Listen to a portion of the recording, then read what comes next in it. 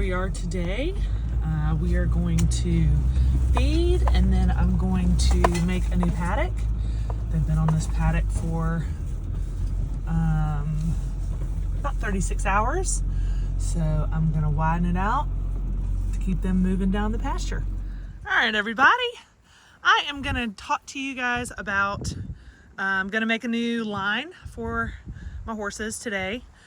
They've been on this little area for about 36 hours and they haven't eaten it down. When you're rotational grazing, you do not let them eat it all the way down to the nubs. You let them stay on it so that each blade of grass gets one bite.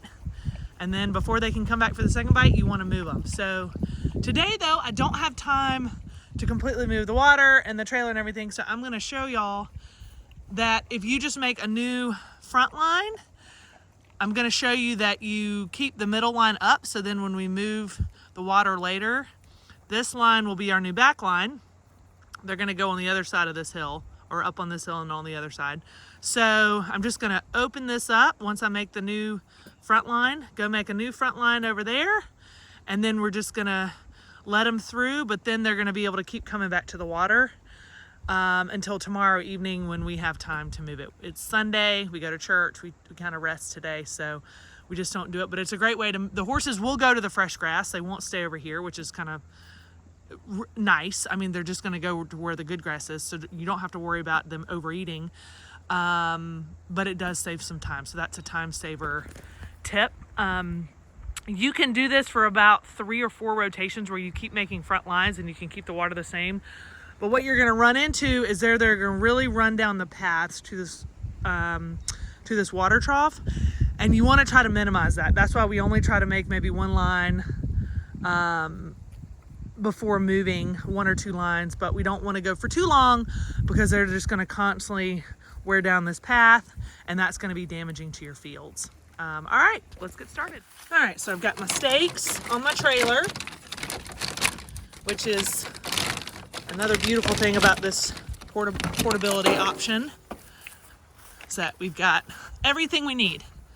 All you need are stakes, line, an energy source, a power source, and that's it. These stakes are great. They're about $2.50 a piece. Because we've gotten smarter about how we move, we've broken less. We used to make these massive intricate lines, but we've gotten better about making perimeter lines that are polywire or electric, so we don't have to run the perimeter lines, and that's what we've been spending some time on. But we basically are just making a cross fence, and so there's less breakage. It's easier on the stakes. When you're making a bunch of perimeter lines with stakes and they stay in the ground for a long time, it just can get, it can just wear them down. So that's just something to think about. All right, so we got our line. These are great reels. They're about $8 a piece. They're meant for pressure tubing.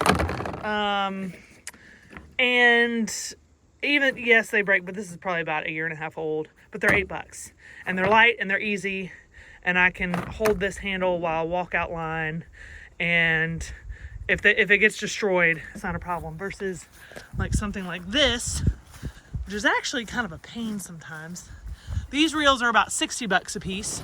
And they're great, but see how the line kind of gets tangled around it? I mean, I can fix that, but sometimes it's like, and they're heavier. So after, carrying so many of those, it can get a little bit just hard, because mobility is all about being light and effective and easy. And these are harder, and they crack just like the other ones. So not that they're not a great product and they don't serve a purpose, but why not save some money in the process? All right, let's go put these stakes down. All right, so here we go. We're gonna go to this opening and we're gonna start our line. One thing you wanna think about with your land is, how can you work with it? There are all these ideas that we have out here, but none of it's any good if it causes a bunch of difficulty or headaches.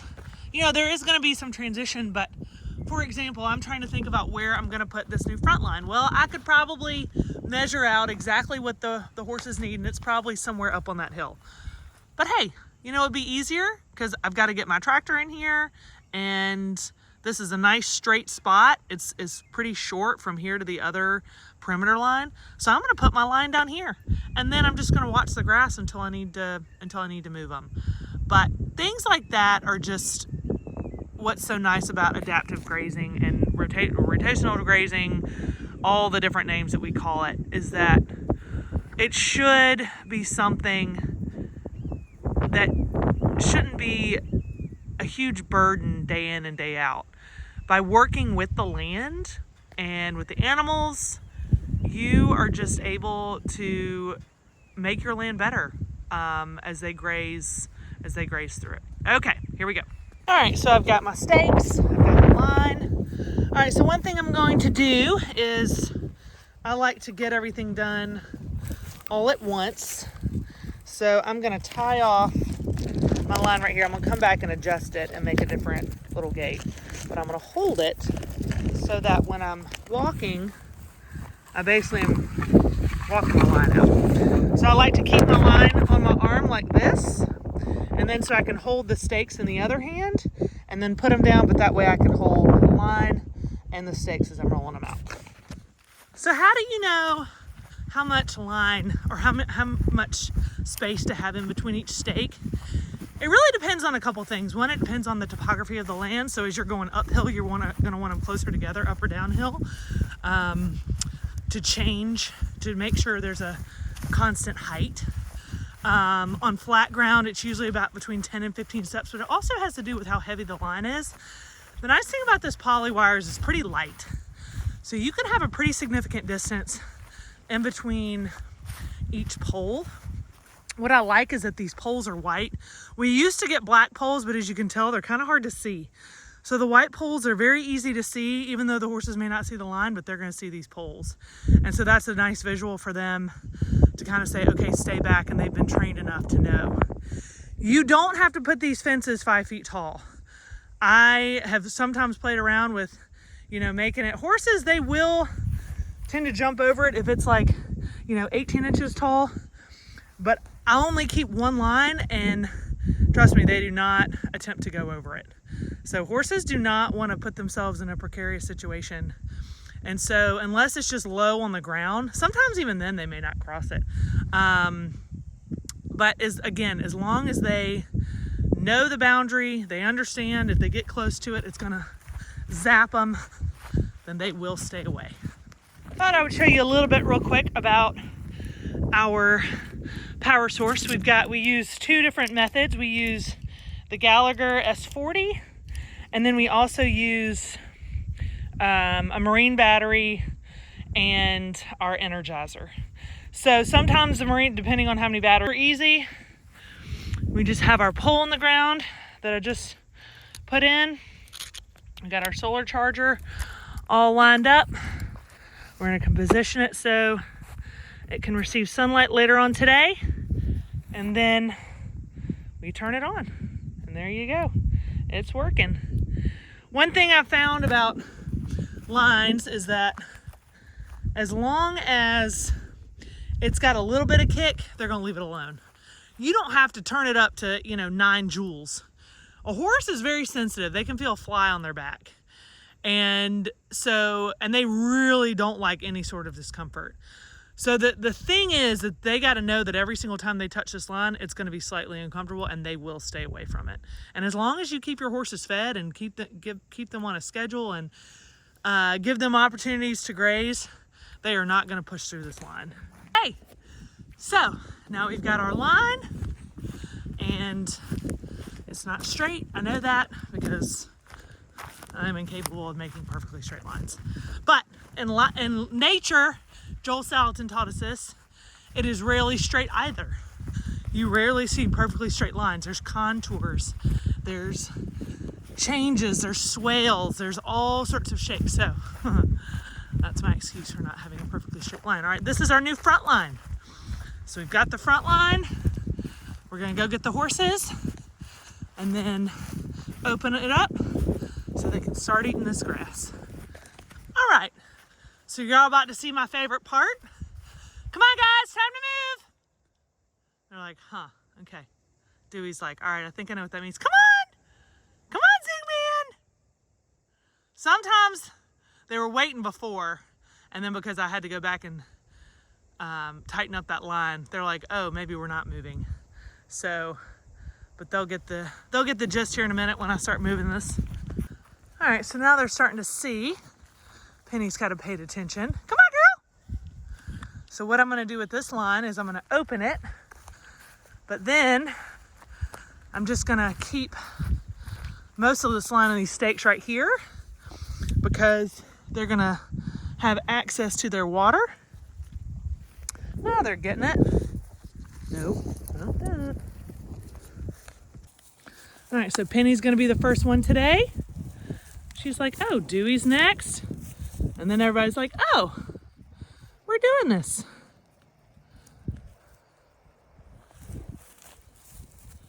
So they're gonna go, they're probably gonna go explore their new perimeters, or they're just gonna say, we're just gonna get busy eating.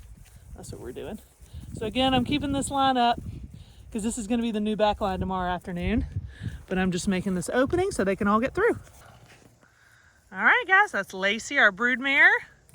That's Cheddar, my 6-year-old thoroughbred. There's Ziggy. Come on, guys, y'all gotta go this way. Come on. Sometimes you kind of have to show them. Come on. They're like, but there's a fence here. This is Annabelle, our other broodmare. Is she not gorgeous, y'all? She is just stunning on every level. I swear. And Lacey's looking so good. She's about 9 months pregnant, so we're about to take her off the grass. But doesn't she just look awesome? You know, thoroughbreds are always gonna have a little bit less meat on, but she's got great shine, great condition. And there they go. Go get them, Zig. It's my favorite. Oh, Daisy, you can figure it out, girl. Come on. Come on, girl. Yes, you did. You figured it out. Good girl. Go get them.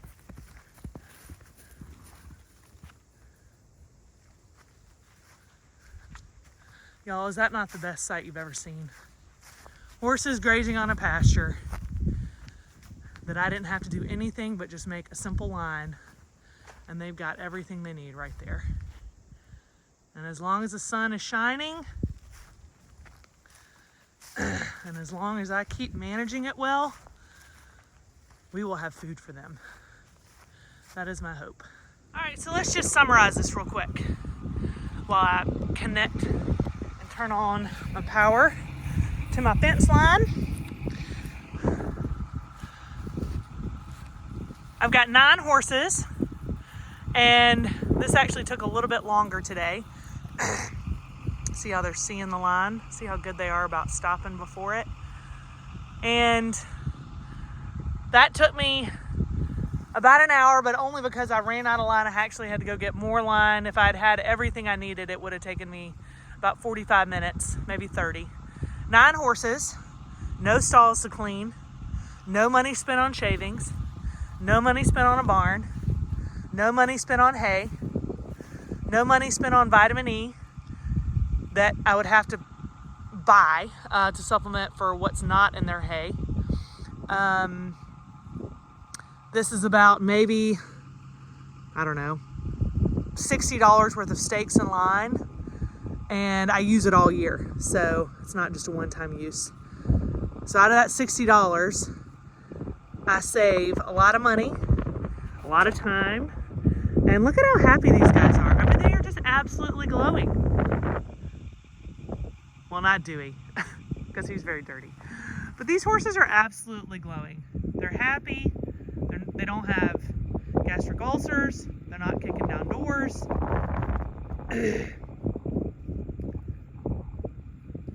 And what I want to show y'all is just, this is a method to managing your horses in a way that is cost effective.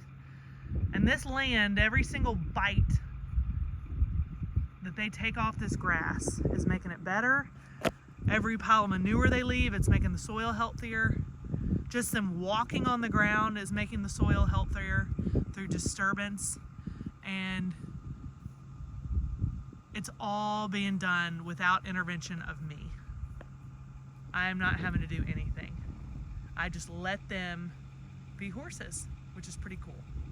So, y'all make it a great day. Thanks for watching.